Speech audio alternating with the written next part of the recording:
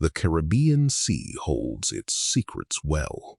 Beneath its turquoise surface and beyond the horizon where cruise ships trace their nightly routes between islands, there exists a kind of silence that swallows sound, swallows time, and sometimes, it seems, swallows people whole.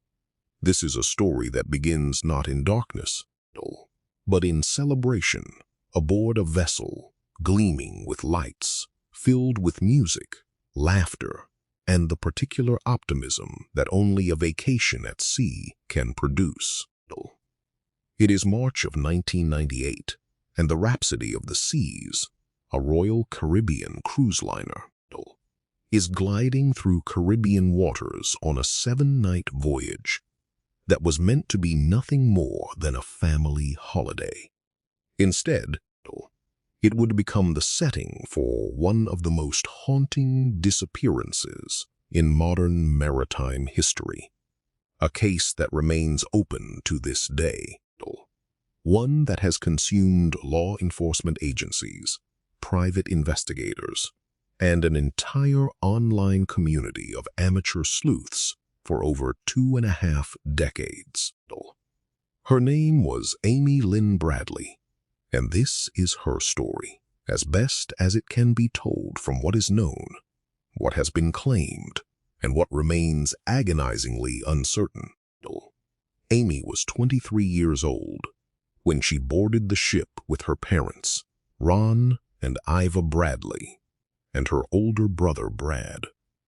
She had grown up in Chesterfield County, Virginia, a place defined by quiet suburban streets and close family ties. Those who knew her described a young woman who was athletic, disciplined, and full of quiet ambition. A former high school and college athlete, a lifeguard, someone who had graduated from Longwood University and was, by all accounts, building the kind of stable, forward-looking life that made her disappearance all the more confounding to those who loved her. She was not reckless. She was not known to disappear for days or vanish without explanation. She was, in the words of those closest to her, dependable, the kind of person whose sudden absence immediately signals that something has gone terribly wrong. Rather than that, she has simply wandered off on some spontaneous whim. This detail matters because in the years that followed, much of the public conversation around her case would hinge on precisely this question.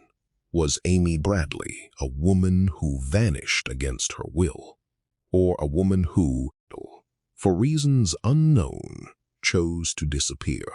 The family has never accepted the latter, and the accumulated evidence, fragmentary and frustrating as it is, has done little to settle the matter definitively.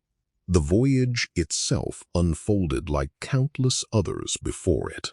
The ship departed from San Juan, Puerto Rico, winding its way through a rotation of postcard destinations: St. Thomas, St. Martin, Curacao, each stop offering a few hours of tropical escape before the ship pulled back out to sea. By the accounts of those aboard, the Bradley family was enjoying the trip. Photographs and testimonies from the days leading up to the disappearance depict a normal cruise experience. Family dinners, time spent by the pool, evenings in the ship's lounges and bars, the kind of unremarkable itinerary that 100,000 families complete every year without incident. It was during the final days of this cruise, as the ship made its way from Curacao back toward Aruba, that the ordinary rhythm of the voyage was shattered. The night of March 23rd into the early morning of March 24th would become the subject of exhaustive reconstruction in the years that followed.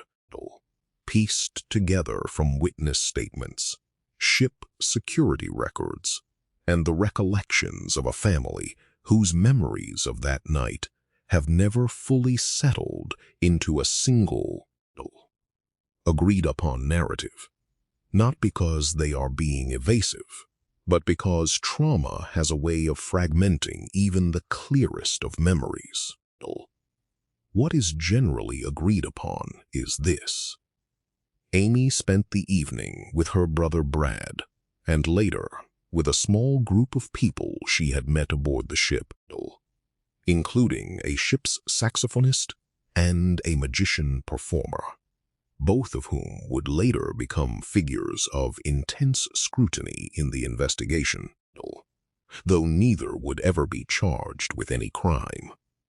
The Bradleys returned to their cabin balcony in the early hours of the morning. Ron Bradley has recounted, in interviews conducted over the years, that he awoke sometime before 6 in the morning to find his daughter asleep on a lounge chair on the balcony, and his son Brad asleep nearby. He has described drifting back to sleep himself and waking again a short while later to find that Amy was gone, while Brad remained where he had been.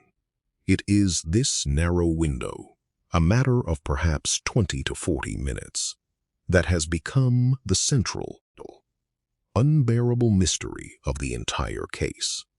In that brief gap between one glance and the next, a young woman who had been alive, present, and accounted for simply ceased to be there. What followed was not a scene of visible violence. There was no blood on the balcony, no signs of a struggle, no torn clothing or overturned furniture. Her sandals were reportedly found still on the balcony.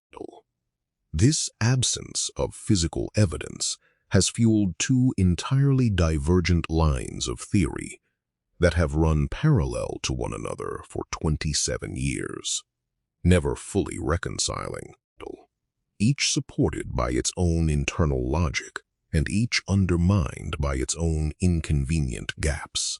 The first theory, favored in the earliest days of the investigation by ship's officials and some maritime authorities, was that Amy had accidentally fallen overboard, perhaps having climbed onto the balcony railing, or perhaps having lost her balance in the low light of early morning. Falls from cruise ship balconies are not unheard of, and given the height of the vessel above the waterline and the disorienting combination of alcohol, fatigue, and darkness, this explanation carried a grim plausibility that the ship's operators were, some critics have argued, perhaps too eager to embrace, as it absolved the vessel of any responsibility and closed the matter quickly. But this theory has always struggled against a stubborn piece of physics, the height of the railing. Investigators who examined the balcony noted that the barrier stood at a height that would have made an accidental fall exceedingly difficult for a person of Amy's stature to achieve without deliberate effort to climb over it. This is not proof of anything in itself. People have, in rare and tragic circumstances, managed to fall from equally secure railings. But it introduced enough doubt that the Bradley family, from the very first hours of the search, rejected the overboard theory outright. Ron Bradley has stated repeatedly over the years that he does not believe, and has never believed, that his daughter went into the water that night. This conviction was not merely parental hope. It was rooted in his direct observation, as the last person to reportedly see her, that she was sleeping peacefully, safely, and showed no signs of distress, intoxication, or instability in the moments before she vanished. If Amy did not go into the sea, then the only remaining possibility is one that is far more disturbing to contemplate, that she was taken.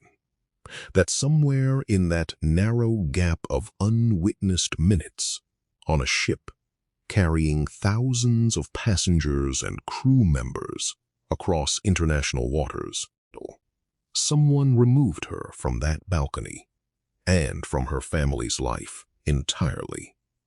The ship was searched, of course. Crew members conducted an internal sweep of the vessel, and by the time the ship docked in Curaçao later that day, Coast Guard search and rescue operations had been launched, scanning the waters the vessel had passed through for any sign of a body, a struggle, anything. Nothing was found. No trace of Amy Bradley was ever recovered from the sea. No clothing, no remains.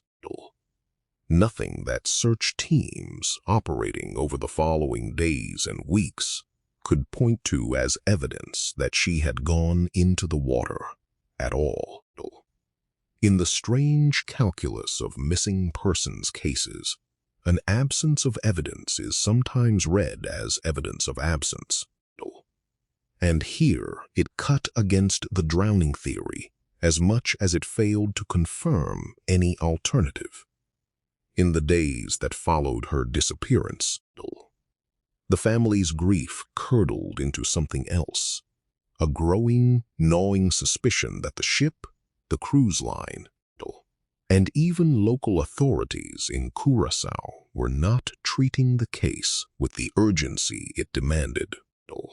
Ron and Iva Bradley have spoken in later interviews about their frustration with what they perceived as a slow and disorganized initial response, a sense that in the earliest, most critical hours, the hours when a trail is freshest, when a person might still be found close to where they vanished, momentum was lost to jurisdictional confusion between the cruise line, the FBI, and Curaçao's local police force, each operating with different priorities and different levels of authority over a case that had unfolded in international waters and a foreign port. This is a recurring and sobering theme in maritime disappearances more broadly.